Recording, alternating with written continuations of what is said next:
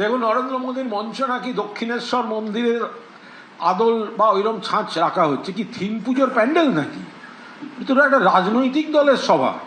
আর যদি দক্ষিণেশ্বর মন্দিরের মডেল করতে হয়, তাহলে নরেন্দ্র মোদী দক্ষিণেশ্বরে মমতা বন্দ্যোপাধ্যায় রেলমন্ত্রী থাকাকালীন, জেনে রেখে দিন নরেন্দ্র মোদী এবং বিজেপির নেতারা, দক্ষিণেশ্বর স্টেশনের যে টিকিট কাউন্টার, সেটা পুরোপুরি আর একটি দক্ষিণেশ্বরের মা ভবতারিণীর মন্দির করে দিয়েছেন।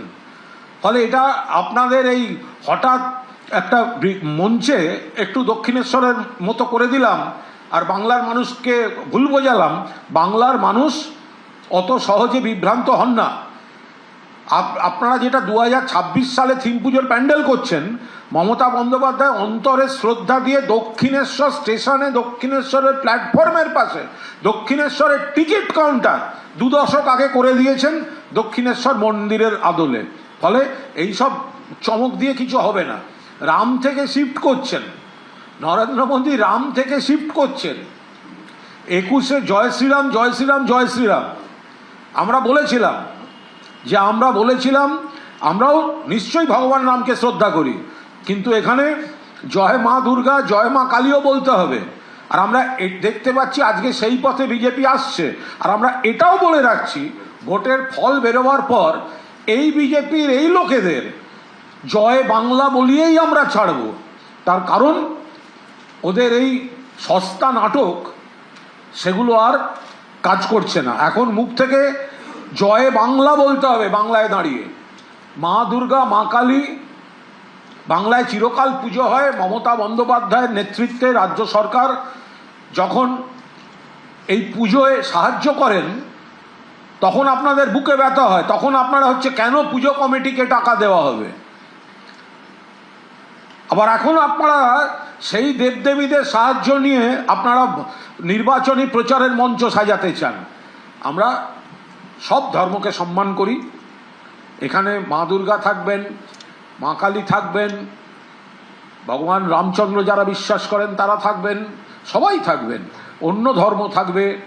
এখন পবিত্র উপবাস চলছে মুসলিমদের, রমজান মাস চলছে, সন্ধ্যাবেলা দাওয়াতে ইফতার, এরপরে পবিত্র ঈদ আসবে, এরপর একটা সময় বছরের খ্রিস্টানদের অনুষ্ঠান, নানা ধর্মের অনুষ্ঠান থাকবে। কিন্তু ওটা থিম পুজোর প্যান্ডেল করে ওনার বাংলার মানুষকে বিভ্রান্ত করা যাবে না। দক্ষিণেশ্বর যদি দেখতে হয়, শ্রদ্ধা জানাতে হয় মন্দিরকে, ওটা 2 দশক আগে মমতা বন্দ্যোপাধ্যায় করে দেখিয়ে দিয়ে গেছে। শ্রমিক ভট্টাচার্য বলছেন যে আসলে যারা বাইরে থেকে আসেন কলকাতাতে, তারা রামকৃষ্ণ দেবকে তো খুঁজতে যান, কোথায় যাবেন, এই জন্য এটা কি করা? দেখুন, শ্রমিক ভট্টাচার্য রামকৃষ্ণ দেবকে দেখতে ব্রিগেডের প্যান্ডেল যেতে হবে আমি জানি না। শ্রমিক তো অত্যন্ত গভীরতার সঙ্গে বাংলা ভাষার প্রয়োগ করেন বলে আমি জানি। তো যারা দক্ষিণেশ্বরে যান তারা শুধু রামকৃষ্ণ দেবকে দেখতে যান না, তার সঙ্গে মা ভবতারিণীর মায়ের দর্শনও করতে যান।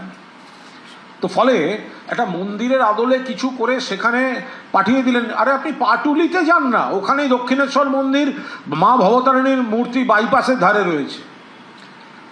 আর দক্ষিণেশ্বরেই তো কাতারে কাতারে মানুষ যান। মমতা বন্দ্যোপাধ্যায় দক্ষিণেশ্বরকে ঢেলে সাজিয়ে দিয়েছেন, কালীঘাটকে ঢেলে সাজিয়ে দিয়েছেন, দক্ষিণেশ্বরে স্কাইওয়াক হয়েছে।